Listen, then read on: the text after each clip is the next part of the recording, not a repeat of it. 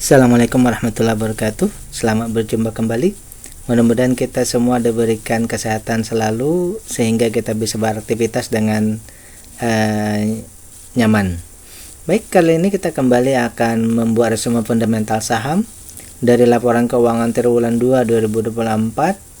Emiten yang kita bahas kali ini adalah KDSI dan STAA ya. Hari ini 11 Agustus 2024. Kita akan membahas dari segi fundamentalnya, terutama value investingnya ya. Analisa ini adalah bahan pertimbangan tambahan, bukan perintah untuk melakukan aksi beli atau jual ya.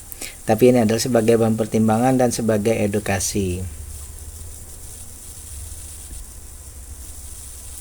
Bila Anda menemukan bahwa pembahasan kita ini bermanfaat, jangan lupa untuk klik like, subscribe, dan share ya. Baik, yang pertama ini kita akan bahas Kedaung Setia Industrial ya, atau KDSI. Data yang kita dapat ini baru di triwulan 2 ya. Keuntungannya ini Rp220, kemudian nilai bukunya 1.900-an. Jadi keuntungan perusahaan ini sekitar 11% ya, termasuk sudah menguntungkan ya. Itu yang pertama. Yang kedua, bahwa harga sekarang ini 1.550 ya di hari ini ya, datanya ya. Di beberapa hari sebelumnya ini sekitar 1.600-an. Jadi ada penurunan ya. Kemudian aset lancar dan seterusnya. Baik, kita akan bahas dulu yang pertama, bahwa dari segi valuasinya, bahwa perusahaan ini dihargai masih 20% di bawah dari nilai buku ya. Berarti ini perusahaannya masih rendah ya, valuasinya masih murah. Kemudian juga bahwa ke maksimal beli kita ini di 2000-an ya, sekarang 1.500. Berarti ada diskon 30%. Jadi untuk valuasi ini masih murah. Jadi perusahaan ini masih murah untuk valuasi ya.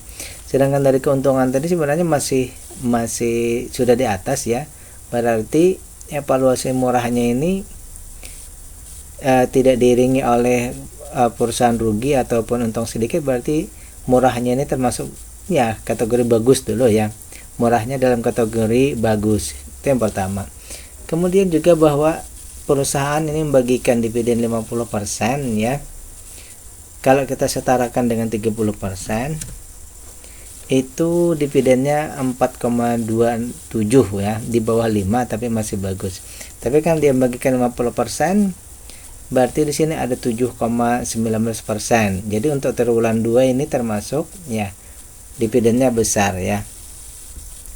Dividen besar, kemudian DPR-nya besar. Jadi perusahaan ini kita kategorikan juga. Jadi ini saling mendukung ya, bahwa valuasinya murah, kemudian dividennya besar ya untuk perusahaan ini. Kemudian dari segi free cash flow-nya 12%. Kemudian aset lancarnya itu 2 kali lipat. Hutangnya ini 50% ke bawah. Jadi ketahanan perusahaan ini oke ya. Valuasi murah, dividen besar, ketahanan oke. Kemudian untuk saham ini ya, semula di triwulan 1 itu ya yang saya dapatkan datanya, bahwa waktu itu kepemilikan di bursa itu hanya yang ditradingkan ya. Jadi pengendali ini hanya 49% yang ada di bursa yang bisa ditradingkan ya waktu itu. Nah sekarang ternyata di bulan Agustus ya, di bulan Juli tepatnya ya, itu ada terjadi perubahan besar, bahwa semua sahamnya ini sekarang ada di bursa. Nah ini jadi concern besar kita ya, semua sahamnya ada di bursa. Tapi yang ditradingkan itu yang ada di masyarakat ya, yang ada di masyarakat ini sekitar masih 9%-an ya. Kategorinya oke, cuma ini saya belum mendapatkan kenapa di sini sekarang ada perubahan ya. Artinya bahwa pengendali ini meletakkan saham mereka di bursa.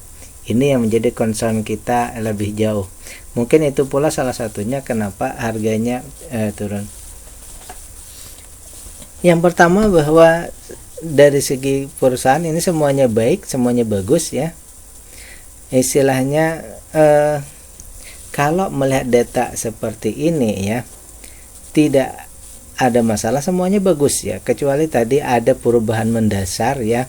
Nah, ini saja yang kita concern lebih jauh. Ada perubahan yang asalnya hanya 50% ada sahamnya di bursa, 50%-nya itu tidak ditradingkan. Sekarang semuanya bisa ya. Artinya di sini ya, walaupun mungkin tidak terjadi, cuma ada kecenderungan bahwa pengendali bisa saja melego nanti suatu saat saham mereka karena semuanya sudah di bursa ya. Itu mungkin concernnya. Jadi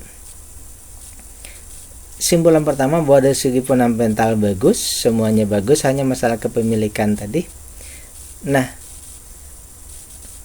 kalau istilahnya dari segi ini ya, dari segi data kita, bahwa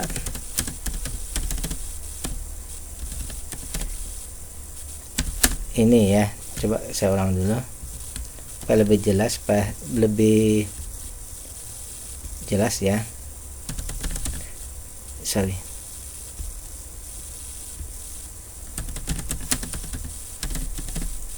Secara data ini terbaca bahwa layak invest ya.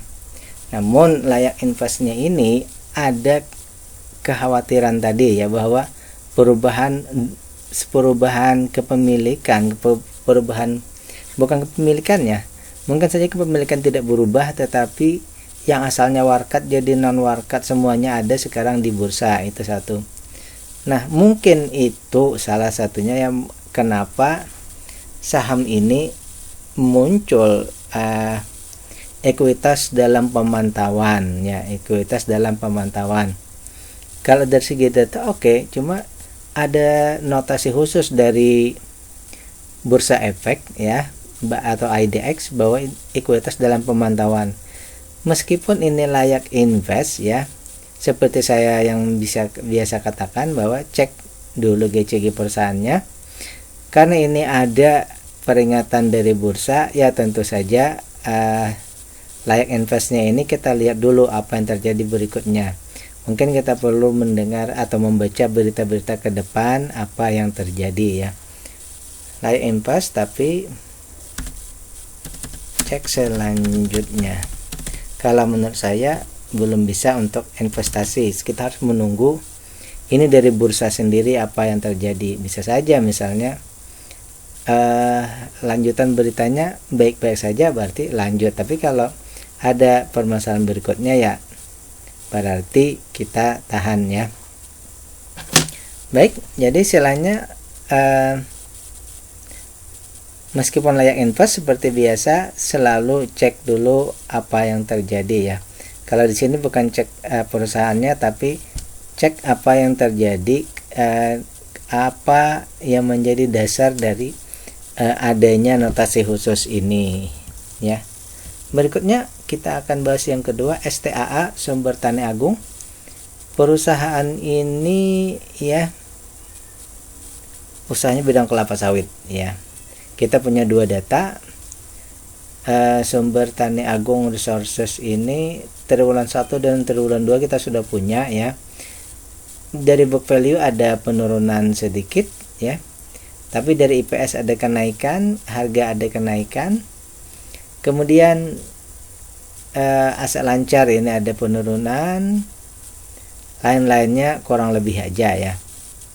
Baik, karena tadi book value-nya turun, kemudian keuntungan meningkat, harga meningkat ya, otomatis ada terjadi peningkatan keuntungan di sini ya.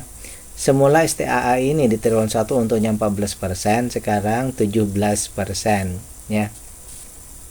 Jadi simpulannya mungkin begini, ada peningkatan ya, ada peningkatan kinerja. Baik, kita akan bahas dari segi valuasinya dulu, bahwa perusahaan ini sudah dihargai 74% di atas nilai bukunya ya, berarti di bawah di bawah min 1 ya, berarti masih wajar ya. Kemudian maksimal belinya kan di 800-an, sekarang 700-an, ada diskon 3%, itu berarti harganya pas-pasan saja ya. Jadi valuasi perusahaan ini wajar. Kemudian dividennya 42%, itu lebih dari 30, berarti ya dividennya sudah berpihak kepada investor. Tetapi dengan 42 itu dia masih kurang dari 5%. Jadi dividen yieldnya, return kita dalam setahun itu kurang dari 5% ya. Baik, selanjutnya kita lihat dari segi free cash flow, ini ada kenaikan ya. Semula 4%, sekarang ini free cash flow-nya 11.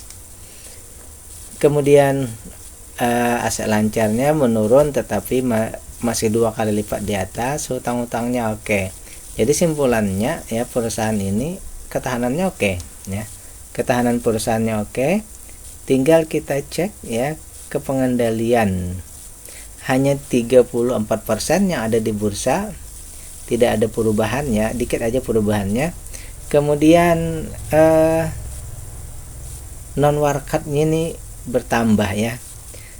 Retail ini bertambah dari 17 jadi 21%, naik ya. Kepemilikan masyarakat itu naik 4%. Jadi simpulannya untuk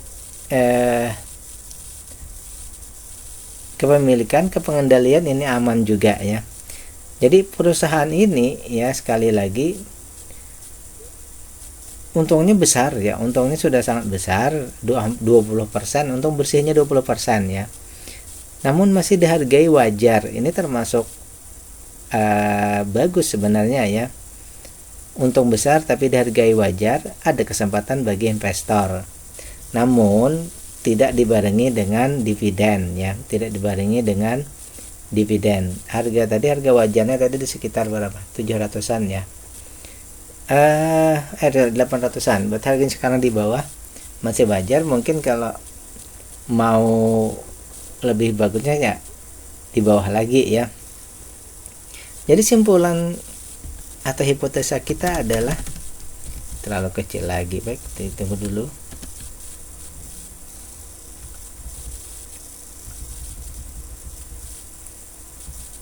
Kesimpulan kita untuk perusahaan ini adalah kita menunggu.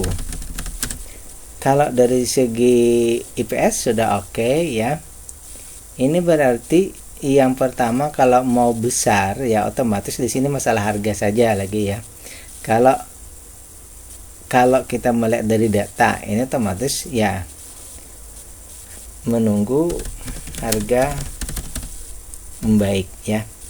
Karena apa? Misal kita di harga 600-an ya, otomatis valuasinya jadi murah, kemudian dividennya nanti jadi sekitar 5-an ya, harganya lah yang turun. Berarti untuk perusahaan ini ya harganya turun ya dulu, menuju ke bukan harga wajar lagi ya, kalau bisa ke harga valuasi murah.